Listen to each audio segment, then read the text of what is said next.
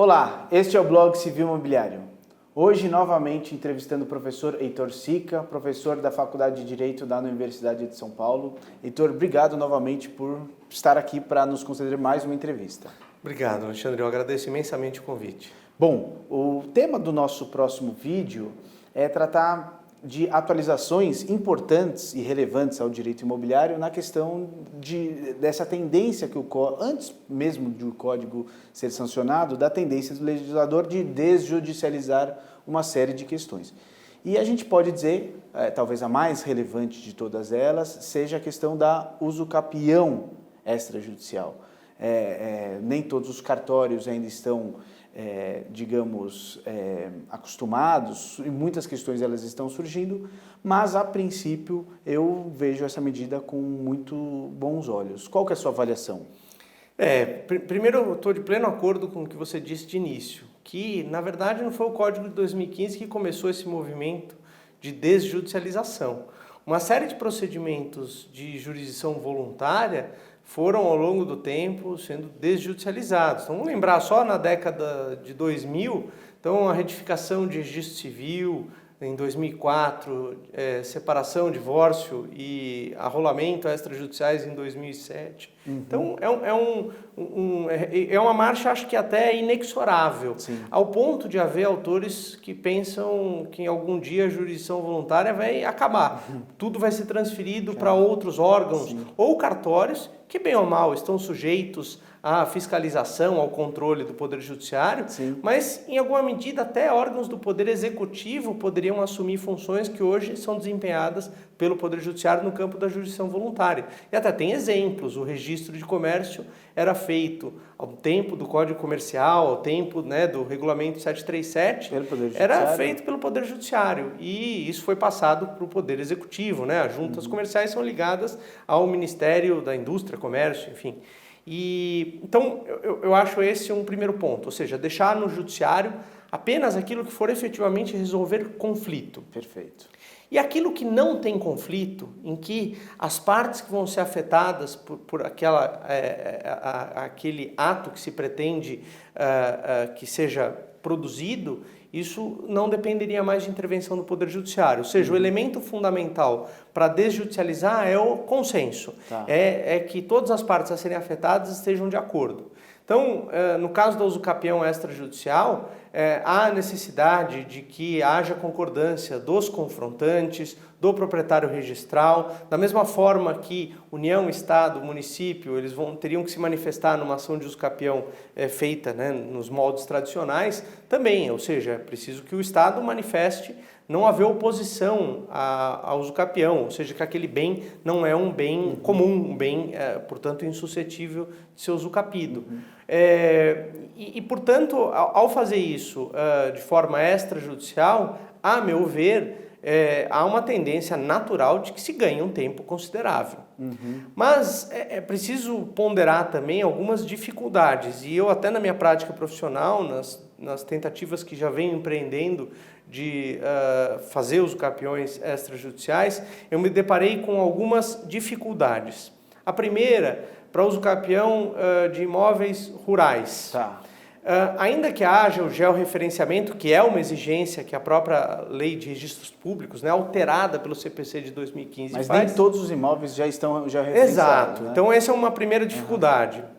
Segundo, na identificação dos confrontantes. Podem ser que os confrontantes não tenham o imóvel titulado a seu favor, e eu percebi os cartórios ainda inseguros de como lidar com isso, não aceitando, por exemplo, que exista apenas um instrumento particular que garanta ao confrontante direitos possessórios sobre o imóvel, mesmo que a ata notarial, que é outra exigência que se faz, uma ata notarial que ateste o tempo de posse, que faça referência a documentos que normalmente seriam usados para comprovação de posse. O próprio dispositivo diz expressamente comprovantes de pagamentos de impostos e taxas, por exemplo, algo que numa ação de usucapião tradicional costuma ser apresentado como prova do exercício da posse. Então, mesmo em situações como essa, eu já me deparei com a situação de o cartório se sentir inseguro de a ata notarial apontar o confrontante também apenas com base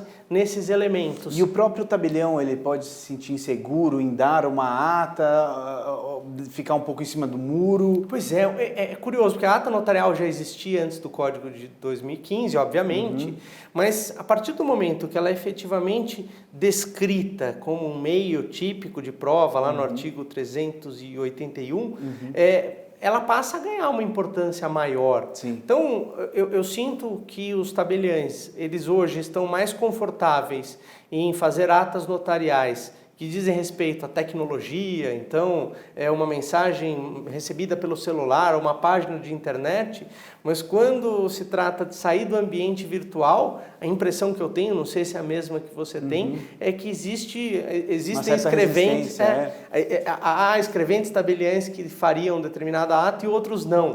Né? Não existe ainda uma padronização do entendimento do que pode ou não. E muitos indagando também, qual que é o objetivo da ata? É para uso capião extrajudicial? Como se, então, nesse caso, você tem porque ele pode surtir efeitos, e em razão disso eu já observei uma outra resistência. Mas você acredita que, não obstante isso, é um caminho sem volta? É um caminho sem volta e eu acho positivo. Vamos pensar numa situação como uso capião no imóvel urbano, titulado, perfeitamente demarcado, ou até de uma unidade, um condomínio edilício, em que a própria jurisprudência já vinha tornando desnecessária a citação dos confrontantes. Então, não preciso citar as pessoas do andar de cima, de baixo, dos imóveis que estão, dos apartamentos no mesmo andar. Sim. Então, eu imagino que para uma situação como essa, o uso capião extrajudicial vai ter ainda mais importância. Ganha-se muito tempo com isso. Qual eventual dificuldade que você vê? Forma de eventualmente desconstituir essa usucapião extrajudicial? Esse é um dado relevante. Como tudo que é feito extrajudicialmente não tem o selo do Estado juiz, então não vai haver uma sentença de mérito coberta com coisa julgada material. Portanto, essa escritura ela vai poder ser questionada por uma parte que eventualmente se entendeu prejudicada. Então, imagine-se que um confrontante foi indevidamente identificado e que o confrontante real teve uma parte do seu imóvel tomada por aquela usucapião extrajudicial. Numa situação como essa, estaria com a via judicial aberta para reaver aquilo que foi indevidamente tirado da sua gleba, do seu terreno, em razão da usucapião extrajudicial. Demarcação extrajudicial também? Demarcação e divisão extrajudicial também. O Código passou a prever de maneira textual que os condôminos que queiram fazer a divisão do imóvel comum, para separar as suas parcelas do bem divisível, podem fazer isso consensualmente.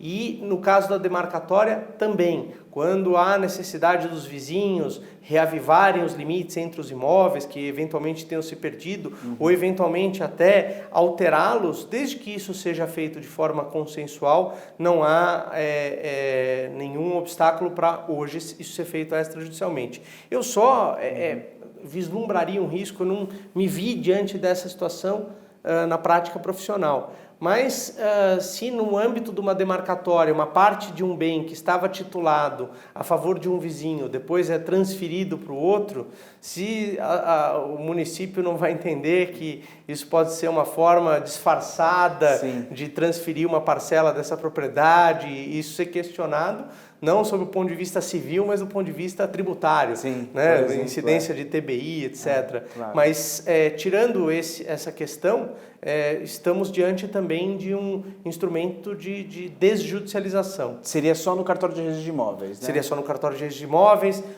com a apresentação da documentação, se for o caso, georreferenciamento, se não, a planta assinada por todos os sujeitos interessados, afetados por isso, e aí, consequentemente, aquilo vai ser refletido nas matrículas dos imóveis. Heitor, mais uma vez, você tem uma didática excelente, eu agradeço muitíssimo a todas as suas explicações e muito obrigado por mais essa entrevista. Eu que agradeço, Alexandre, estou à disposição.